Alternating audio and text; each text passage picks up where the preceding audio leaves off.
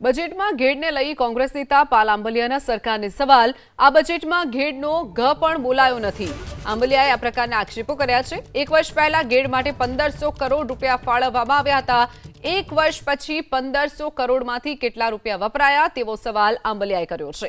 કેટલા રૂપિયાની સૈદ્ધાંતિક મંજૂરી મળી હતી તેવો પણ સવાલ પાલ આંબલિયાએ કર્યો। ગયા વર્ષે ચાલુ કરેલ કામ પૈકી કેટલા કામો થયા છે, આ વર્ષે કયા કયા કામો કરવાના છે, ઘેડના પ્રાણ પ્રશ્નોનું કાયમી નિરાકરણ કેટલા વર્ષે આવશે, આ તમામ પ્રશ્નો પાલ આંબલિયાએ સરકારને કર્યા છે। ગયા વર્ષે બજેટમાં જાહેરાતના એક વર્ષ પછી ઘેડવાસીઓને શું મળ્યું, એક વર્ષમાં કુલ કેટલા રૂપિયાના કયા કયા કામો થયા છે, આ તમામ પ્રશ્નો પાલ આંબલિયાના સરકારને છે।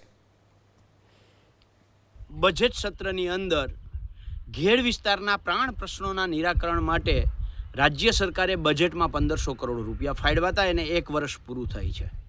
આ એક વર્ષની અંદર રાજ્ય સરકારે 5-6 પ્રેસ કોન્ફરન્સો કરી, એના સિવાય કેટલા કામોની, આ 1500 કરોડ પૈકીના કેટલા કામોને સૈદ્ધાંતિક મંજૂરી આપવામાં આવી છે, કેટલા રૂપિયાના કામોને વહીવટી મંજૂરી આપવામાં આવી છે, કેટલા કામો માટે સરકારે ટેન્ડર પ્રક્રિયા કરી, આ ટેન્ડર પ્રક્રિયામાંથી કેટલા કામો પૂર્ણ થયા છે અને કેટલા કામો હજી કરવાના બાકી છે, ચાલુ વર્ષે સરકારે કેટલા કામોની ફરીથી સૈદ્ધાંતિક મંજૂરી, વહીવટી મંજૂરી, ટેન્ડર પ્રક્રિયા કરી અને ટેન્ડર પ્રક્રિયા પછી ચાલુ વર્ષે કેટલા કામો ચાલુ કર્યા છે અને ગયા વર્ષે અને આ વર્ષે જેટલા કામો ચાલુ કર્યા છે એ કામો ક્યારે પૂર્ણ થશે અને આ 1500 કરોડ જે આખા જે ફાળવા છે, આ 1500 કરોડમાંથી એક વર્ષ પછી ઘેડ વિસ્તારને શું મળ્યું, આ ઘેડ વિસ્તારના લોકો જાણવા માગે છે।